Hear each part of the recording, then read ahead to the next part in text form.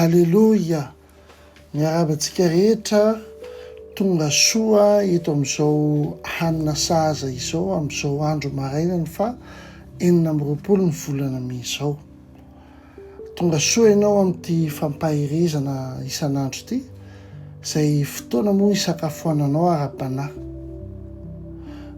Manasanao aka minitra vitsy mba hieno an'izao fampahirizana izao, na any an-trano ianao na any am-piasana na any anaty fiara na aiza misy ianao, mino fa hiresaka amin'ny fonao Andriamanitra anio.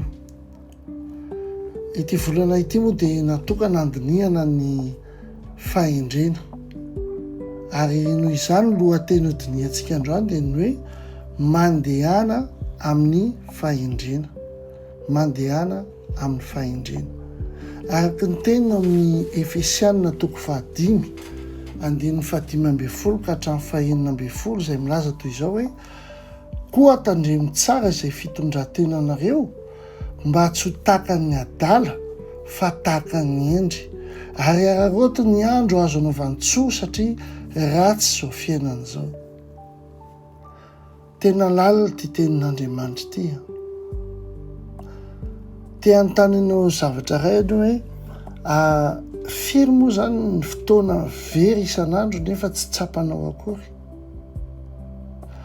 Omeko ohatra ianao hoe indraindray tsika maka telefona hoe 10 minitra fotsiny dia iny dia lasa adiny iray. Indraindray tsika manembotra ny vavaka tokony ataontsika, na ny famakiana baiboly, na manembotra n'ilay zavatra napetrak'Andriamanitra ao am-pontsika tokony ho tanterahantsika. Ary hitanao ny olana amin'ny fotoana dia izao, rehefa lasa izy dia tsy miverina intsony.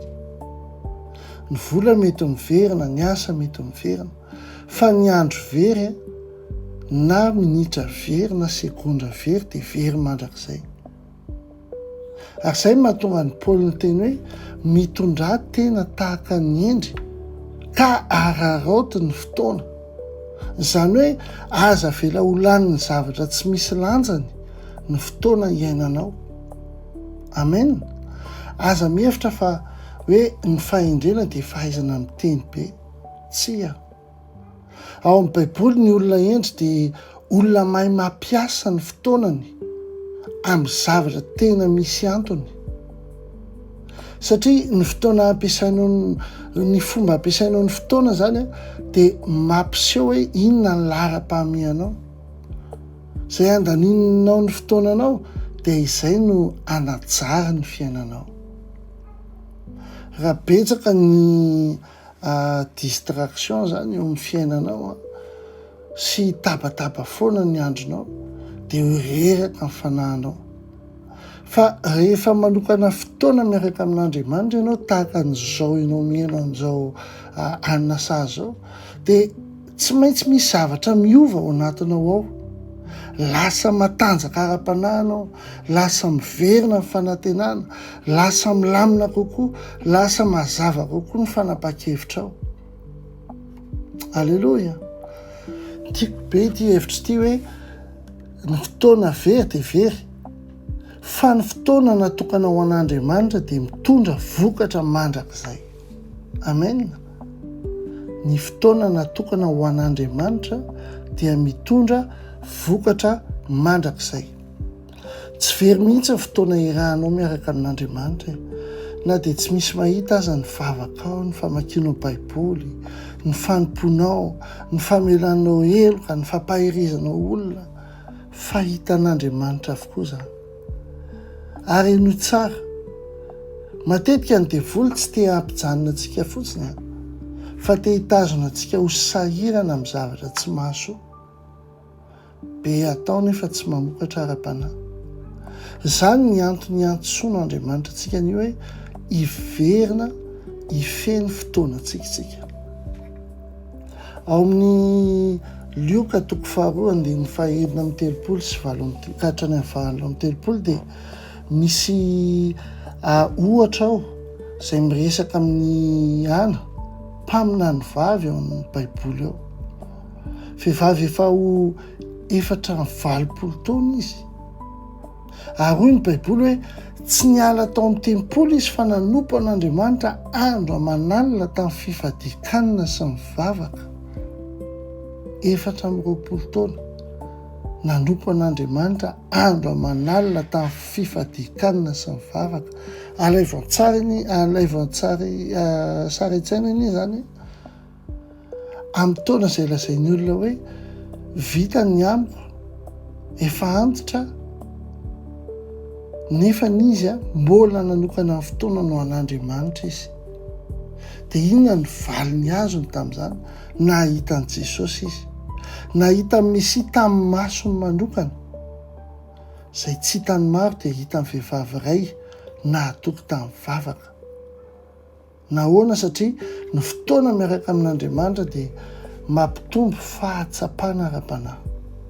Halleloja. Ahoana ny hampiarantsika an'izany amin'ny fiainantsika? Manana fanabina challenge ho anao any io. Maka 30 minitra monja. Eny, 30 minitra. Esoriny scroll tsy ilaina, ny vidéo tsy misy fiafarana, ny distraction mety mandany saina. Dia ampiasao izany fotoana izany hivavahana, hamakiana baiboly, na anoratana izay napetraka Andriamanitra ao am-ponao, na hiresahana sy hampahirezana olona iray, na hifandraisana lalina amin'ny fianakaviana, na hizaranao izao hanina saza izao. Dia ho hitanao fa rehefa manome fotoana ho an'Andriamanitra ianao, dia Andriamanitra kosa manome fiadanana ho am-ponao sy eo amin'ny fiainanao. Amen. Mety misy olona miteny hoe pastera, betsaka ny fotoana very tamin'ny fiainako anie, fa ino tsara? Raha mbola velona ianao dia mbola afaka avotan'Andriamanitra ny tantaranao androany. Aza miaina ao anatin'iny fahatombohana io. Na disiplinina kely isan'andro aza dia afaka manova tanteraka ny fiainanao. 10 minitra mivavaka dia lasa ataonao 10 minitra, lasa ataonao 30 minitra. Ary indray andro ho avy indray andro any ho feno ny fanatrehan'Andriamanitra ny fiainanao. Amen. Ry malala ao amin'ny tompo, fanomezana avy any amin'Andriamanitra, rarena avy amin'Andriamanitra ny fotoana. Voafafy ny andro tsirairay. Ary aza metra-panontaniana hoe inona ny tokony ataoko androany, inona no nataoko androany, inona no nataoko androany. Aza mametraka an'izay fanontaniana izay fa hoe isy lanjany mandrakizay ve izay nataoko androany. Aokantsika andeha amin'ny fahendreny ary araroantsika ny fotoana. Aokantsika hiaina amin'ny fikasiana sy ny fahendrena. Amen. Hivavakantsika. Tompo, misaotra anao izay amin'ny teninao ty androany. Ampianaro izay andeha amin'ny fahendrena ary sokafo ny masonay ahita izay tena zava-dehibe. Afao amin'ny distraction rehetra tsy ilaina izay. Ary ampio izay hampiasa ny fotoananay amin'ny manome voninahitra anao, fanomezam-boninahitra anao isan'andro anandro. Tompo, tena ny fiainanay hitondra vokatra. Ary aoka tsy ho foana ny andronay fa ho feno ny fanatrehanao. Tahaka ny ana Tompo, omeo fo mahatoky hatramin'ny faran'izay. Ary mivavaka ao Jesosy ho an'ny olona rehetra izay miaino izao hanina saza izao an'izao maraina izao. Ho ao amin'ny tokantrano ny fiadanana sy ny fahendrena ary ny fifehezan-tena. Amin'ny anaranao Jesosy Kristy mahery no anaovako an'izany vavaka izany. Amen. Amen. Raha niteny taminao aloha ty hafatra ity dia soraty eo amin'ny commentaire hoe te andeha amin'ny fahendrenao ary hanavitra ny fotoana koa. Amen. Ary manasanao mba zarao amin'ny olona mila fampahirezana ity hanina saza ity. Ary entiko fahasoavana sy famindrapona ianarakanao amin'ny andro rehetra iainanao ary toetra ohatran'i Jehova andro lava tahaka ny ana ianao. Ampitiavana be dia be Dr. Rina Telesforiana.